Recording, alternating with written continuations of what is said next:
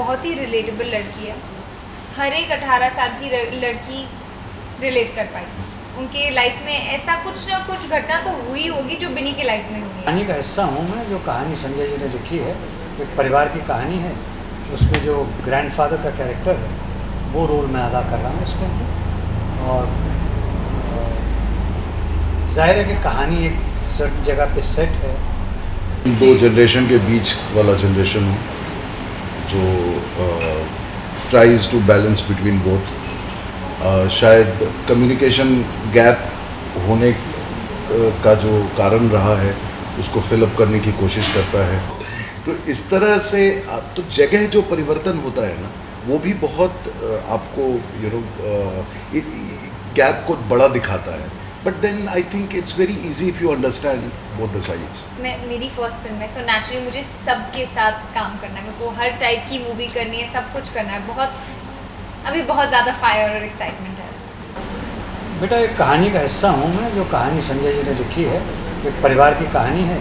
उसमें जो ग्रैंडफादर का कैरेक्टर है वो रोल मैं अदा कर रहा हूँ इसके अंदर। और जाहिर है कि कहानी एक सर्टेन जगह पे सेट है, कैरेक्टर्स का एक सर्टेन बैकग्राउंड है। तो हम लोगों ने कोशिश की है डायरेक्टर और राइटर की मदद से उन कैरेक्टर्स को अपनाने की और इस कहानी के तहत अपने ऑडियंस तक पहुंचाने की। सो वही एक kind of retired professor from a college जो अपने परिवार के साथ समय बिताता है, उस तरह का ही एक किरदार है जो इस फिल्म के अंदर मैं निभा रहा हूँ। मैं इन दो जनरेशन के बीच वाला जनरेशन हूँ जो tries to balance between both. शायद कम्युनिकेशन गैप होने का जो कारण रहा है उसको फिलअप करने की कोशिश करता है। And it's a very today's character, very relatable character. और ये अनंत अनादि से हर परिवार की कहानी है और अगले कई जन्मों तक ये कहानी रहेगी। सो जो बेस्ट पार्ट है वो यही है कि एक ऐसी यूनिक स्टोरी टेलिंग है जहाँ पहली बार, मेरे हिसाब से भी, हम सबके हिसाब से पहली बार दादा और पोती की कहानी कही जा रही है। हर तरह की कहानी है, हर तरह के समीकरण बैठते हैं, लेकिन ये समीकरण पहली बार बैठाया गया है। So that's where the audience is going to enjoy something new. और उसमें मेरा जो कैरेक्टर है विनय का, वो कुछ नयापन मिलेगा ज़रूर उसमें देखने को। अंजलि जी, सबसे पहले तो कॉन्ग्रेचुलेसन आपकी फिल्म के लिए एंड करियर के लिए। एंड आप क्या हमने देखा ट्रेलर, किस अंदाज में आप देखने को मिलेंगे, क्या कुछ कहना चाहेंगे? आपकी ये पहली फिल्म फैन। आई थिंक बिनी एक बहुत ही रिलेटेबल लड़की है। हर एक 18 साल की लड़की रिलेट कर पाएगी। उनके लाइफ में ऐसा कुछ ना कुछ घटना तो हुई होगी जो बिनी के लाइफ में हुई है। वो रिबेलियस है बट ऑल्सो सॉफ्ट हार्टेड है। बहुत दिल से सोचती है बट फिर उसके 18 ईयर ओल्ड टैंट्रम्स भी आ जाते हैं कि नहीं, मुझे ऐसा ही चाहिए। So I think good mix है of pure heart and rebellious girl.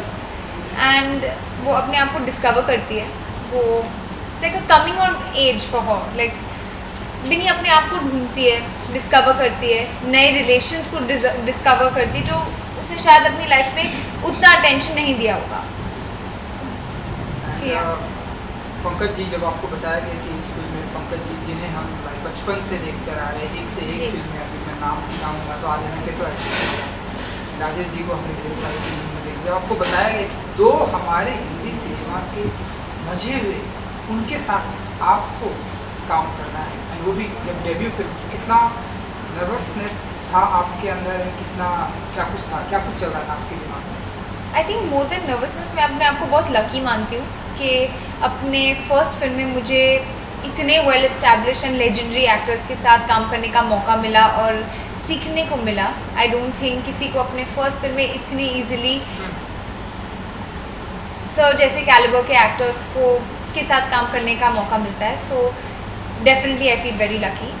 Nervousness की बात हो तो डेफिनेटली नर्वस थी शूट के जाने से पहले। आई थिंक शूट का माहौल बहुत कंफर्टेबल था, बहुत फैमिली जैसा था।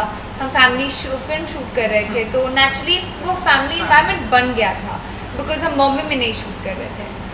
एंड सर ने मुझे बहुत कंफर्टेबल फील कराया। आई थिंक हमारी बहुत बातचीत हुई। उन्होंने कहा था, आई रिमेंबर, कि relax, whenever you need me to give you cues you have to tell me. I think वो बात ने मुझे बहुत कॉन्फिडेंस दिलाया। And as for Rajesh ji is actually friends with my dad in real life, जो मुझे काफ़ी बाद में पता चला। हमारे लुक टेस्ट के दिन मेरे डैड आए थे देखने, and he was like, oh you are here, hi, and I was like, oh वाह। सो उन्होंने साथ में काम किया है, तो मेरे डैड से एक्चुअली रियल लाइफ में बहुत सिमिलर है। उनका सेंस ऑफ ह्यूमर, उनका काफ़ी आई हैव बेटर या you have that, I will give you that. उनका sense of humour similar lines में बहुत, तो वो नेचुरली वो बॉन्ड इंस्टेंटली बन गया था। अंजलि, मैं आपसे जानना चाहूँगी, आपने कुड़ियों तो में एज अ असिस्टेंट जी। डायरेक्टर काम किया जी। और यहाँ पे एक्ट कर रहे हैं, जी। तो कितना टफ था फॉर यू? टफ मतलब, टफ तो हर चीज़ होती है, इजी तो लाइफ में कुछ नहीं होता, बट वो लर्निंग एक्सपीरियंस था। मैं इसी माइंडसेट से गई थी कि मैं फिल्म मेकिंग सीखने जा रही हूँ, तो मैंने वही किया। इसमें फिल्म में दिखाया गया है कि आप अपने दादा से कनेक्ट हैं, रियल लाइफ आप नाना से बहुत कनेक्ट हैं, आपने एक इंटरव्यू में भी कहा। जी।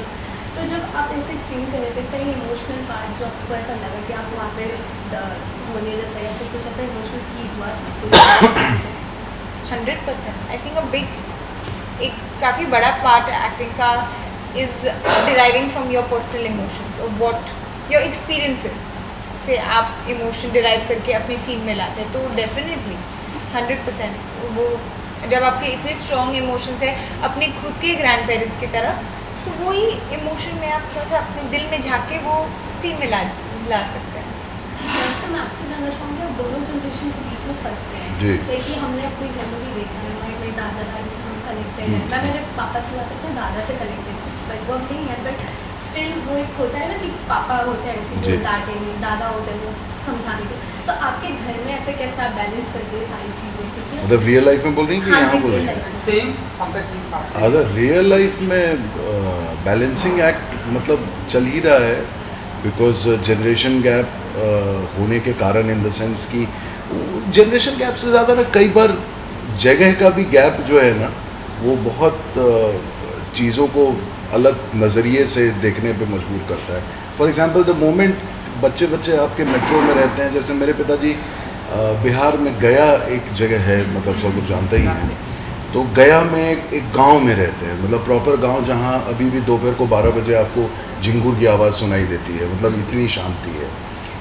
You know, him coming from the staying through out his life उस तरफ के एरिया में, और मेरा बेटा मुंबई में रह कर के सडनली यहाँ के पेस और सारी चीज़ों को, लेट नाइट्स को अपना बना लेना, और वहाँ पे रात को 8 बजे सारा कुछ ख़त्म हो जाना, वो एडजस्टमेंट जो है ना, वो शुरू में बड़ा, मेरे पिताजी कई बार टोक देते थे कि 11 बजे तक चला हुआ है। तो ये होता था 11 बजे तो अभी मैं शूट से शायद लौटता हूँ, यू नो, आप उस जोन में रहते हैं। तो फिर कुछ समय के बाद मेरे पिताजी एडजस्ट हो गए, और उन्होंने अब बोला कि नहीं, कितना दिन है, चलो 1 महीने में इनका व्यवहार तो नहीं बदलता, मैं ही कोशिश करता हूँ कि 9 बजे तक जग जाऊँ। 8 बजे सो जाते हैं सर, 8 सवा 8 बजे मैं खुद फ़ोन नहीं करता हूँ। कई बार रात को 10:30 बजे नींद खुलती है, तो पता चलता है कि एक पहर सो चुका हूँ मैं। तो इस तरह से आप, तो जगह जो परिवर्तन होता है ना, वो भी बहुत आपको गैप को बड़ा दिखाता है, but then I think it's very easy if you understand both the sides. Sir, आपको चाहिए पंकज जी, ये जो जनरेशन गैप एक्सपीरियंस है कि आपके रियल लाइफ में भी आपके दादा हैं, यहाँ भी आप उसी मेरा ख्याल अभी मेरे ग्रैंड चिल्ड्रन बहुत छोटे हैं, हाँ, और वो इस एज में अभी नहीं पहुँचे हैं। जब वो पहुँचेंगे तो समझ में आएगा कि कैसी चीज़ें होंगी। मगर जो मैं समझ सकता हूँ आज की तारीख में, वो ये है कि हर एक जनरेशन की ज़िंदगी अलग होती है, हर एक जनरेशन अपने साथ कुछ नई चीज़ें लेके आती है, और जो ज़रूरी बात है वो ये है कि जो जनरेशन सीनियर है, वो जनरेशन उस जनरेशन से सीखने की, उनके साथ चलने की कोशिश करें, तभी आप उनके साथ वो कम्युनिकेशन जो है वो पैदा कर पाएंगे और बिना कुछ कहे उनके लिए कुछ ऐसी सीख भी छोड़ जाएंगे जिसको वो अपनी ज़िंदगी का हिस्सा कहे अपना लें। अंजलि जी, क्योंकि ट्रेलर लॉन्च पर हमने देखा वरुण जी भी आए थे, तो क्या आपकी पूरी फैमिली में स्टार्ट की तो हमारे तो बताइए कि कितना कुछ सीखने को मिलता है आपकी फैमिली से, पंकज जी से, सेट पर राजेश जी से एंड वरुण जी से, क्या कुछ आपने सीखा? आई थिंक उनसे सीखा है सर नीचे रखो और काम करते रहो and confidence of course, like confidence जितना और एनर्जी जितना उनके पास है, आई थिंक बहुत कंटेजियस है। सो फर्स्ट फिल्म है, सो कितना आपके लिए एक्साइटमेंट होता है, कितना नर्वसनेस होता है एंड कितना आपको बेसब्री से ढेरों सारे और एक्टर के साथ में काम करने का इंतज़ार है आपको? आई थिंक एक्साइटमेंट है, बहुत ज़्यादा एक्साइटमेंट है। मैं वेट नहीं कर सकती जिस दिन आप सब मूवी देखेंगे। हर एक दिन एक साल की तरह गुजर रहा, बिकॉज आई नो इतना क्लोज है रिलीज डेट, सो बहुत एक्साइटमेंट है। एंड मेरी फर्स्ट फिल्म है तो नेचुरली मुझे सबके साथ काम करना है, मेरे को हर टाइप की मूवी करनी है, सब कुछ करना है। अभी बहुत ज़्यादा फायर और एक्साइटमेंट है। चलिए पंकज जी, आपसे स्टार्ट करूँगा मैं। 20 सितंबर को ये फिल्म आ रही है, एंटरटेनमेंट है, फन है, बहुत ही फ्रेश आने वाली है, ये ऐसा हमें हर जगह से सुनने को मिल रहा है। क्या कहेंगे 20 सितंबर को? मैं यही कहूँगा कि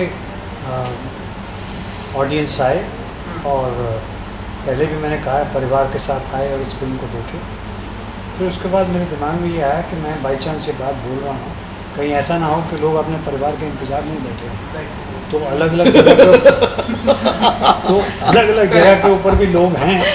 जैसे हो सकता है आपके माता पिता दूसरे शहर में रहते हैं और बहन कहीं उसका इंतजार न करें, उसका इंतजार न करें कि सारे इकट्ठे हो जाएं। जहाँ मुनासिब हो सके वहाँ परिवार साथ जाए, जहाँ ना मुनासिब हो सके वहाँ आप जाएं।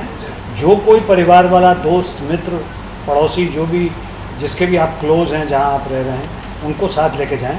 और फिर फिल्म ख़त्म होने के बाद हम सारे ही उम्मीद करते हैं और हमसे ज़्यादा हमारे डायरेक्टर साहब और राइटर साहब संजय त्रिपाठी जी महसूस करते हैं कि उसके बाद हमें यकीन है कि टेलीफोन उठेंगे, फेस टाइम होगा और जहाँ पे आपके पेरेंट्स हैं, जहाँ पे आपके ग्रैंड पेरेंट्स हैं, जहाँ पे आपके ग्रैंड चिल्ड्रन हैं, वहाँ पे बातचीत होगी और फिल्म का जिक्र होगा।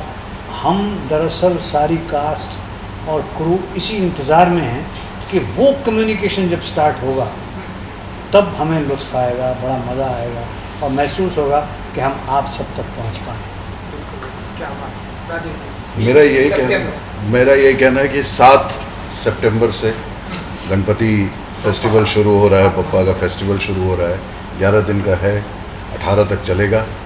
ये फेस्टिवल 20 से और कंटिन्यू हो जाएगा। So this is Binny and family is a festive occasion for everyone and आप इसको फेस्टिवल की तरह लें और इसका आनंद उठाएं।